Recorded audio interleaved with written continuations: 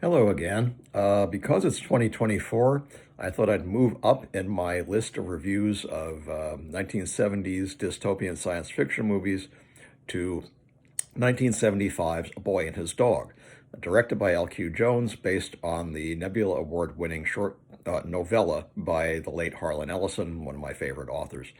Um, it's a very good movie. It stars a pre-Miami Vice Don Johnson, Suzanne Benton, who was a Playboy playmate, Alvy Moore, from who many know from Green Acres, and Jason Robards, who was always fantastic in a very good kind of comical role.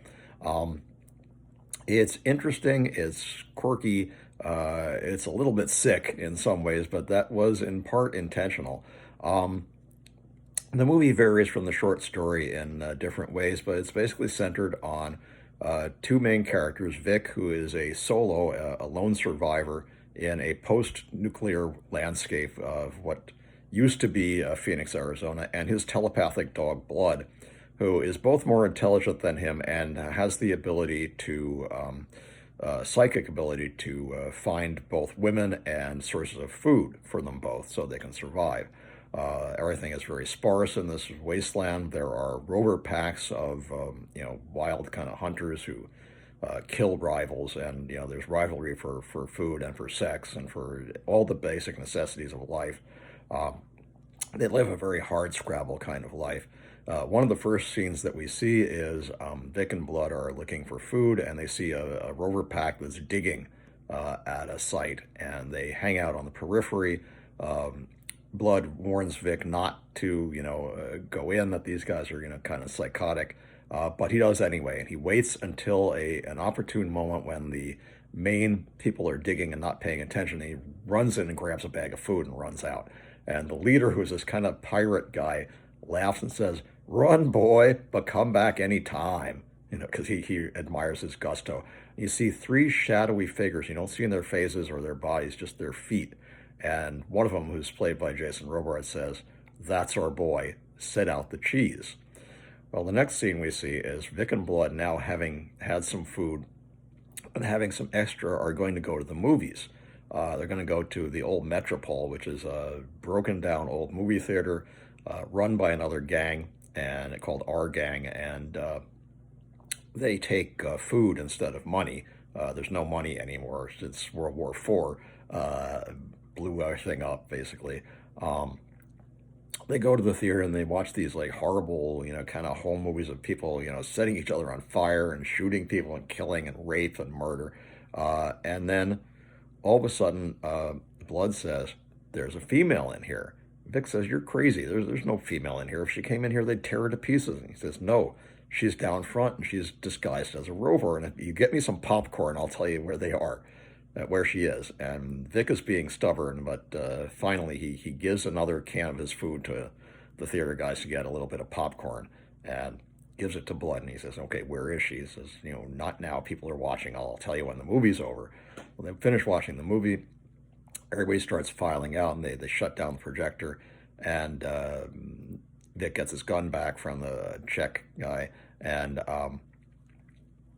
they start following this rover lone, solo, who is actually this girl, Quilla June, played by Suzanne Benton. And they follow her into an old abandoned YMCA, and Vic says, "Oh no, not there, not in that place where the screamers go." And screamers are apparently radioactive mutants who glow green and are quote unquote all ooze and eyelashes, and if they touch you, you die. And they're very reluctant to go in.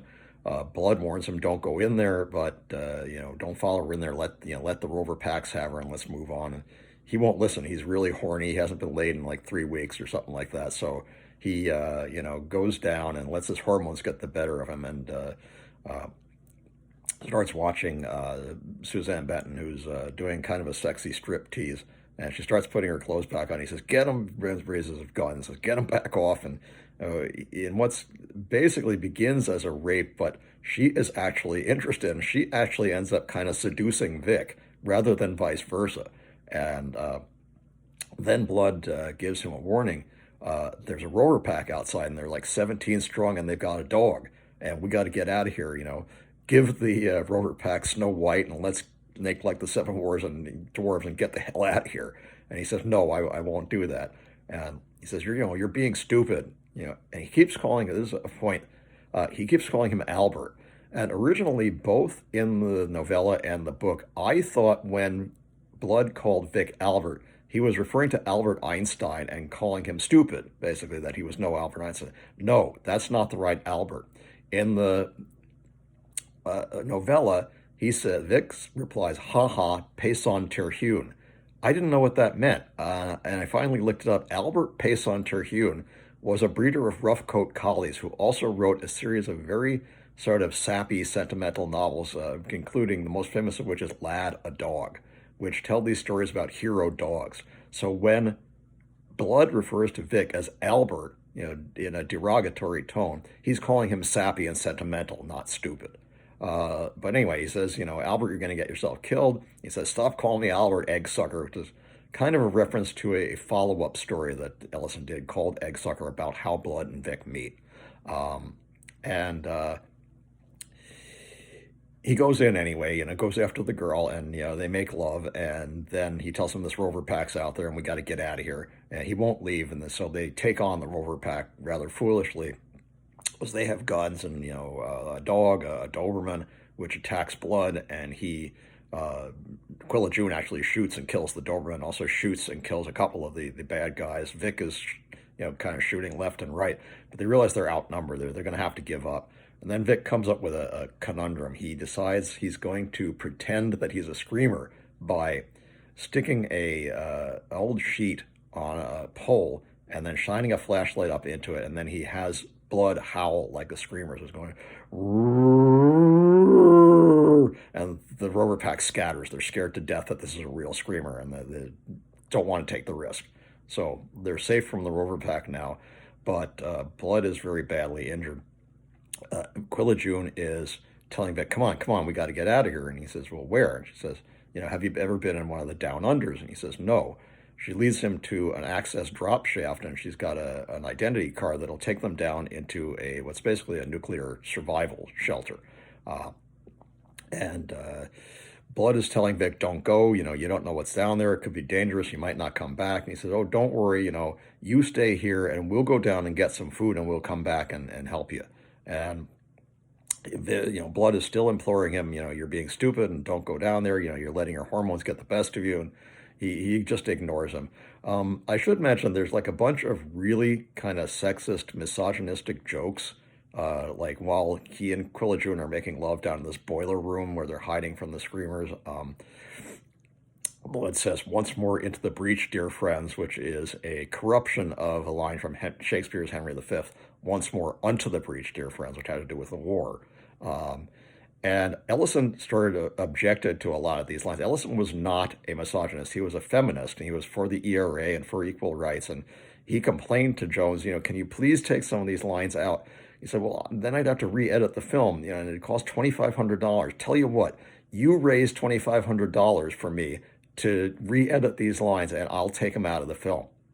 So, and what Ellison did was rather brilliant. He took some cells from the movie and sold them at a science fiction convention and signed them for $100 a piece and raised the $2,500, went back to Jones and said, okay, here's your $2,500, now take these terrible lines out of the movie. And apparently he did those. There are some that are still in there, like he calls her a dumb broad at one point. And there's some other rather misogynistic things, and that's not what Ellison intended.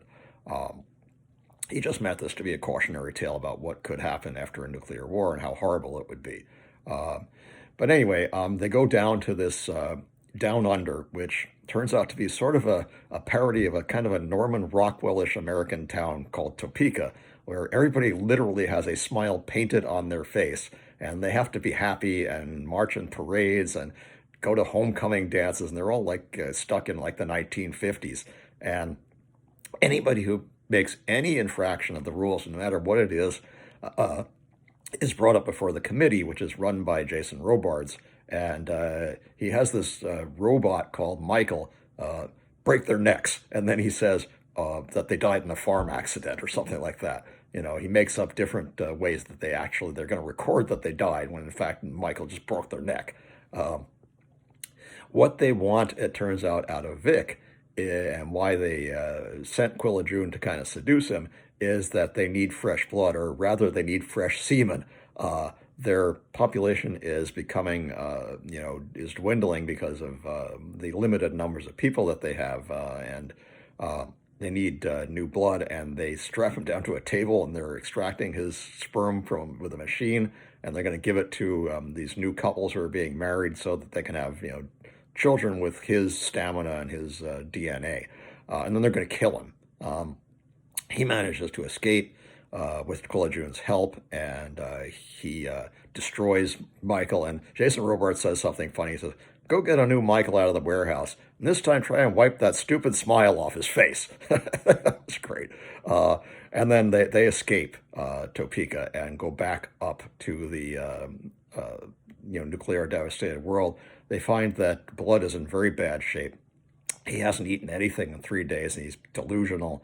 And I won't spoil the ending for you, but it's very shocking.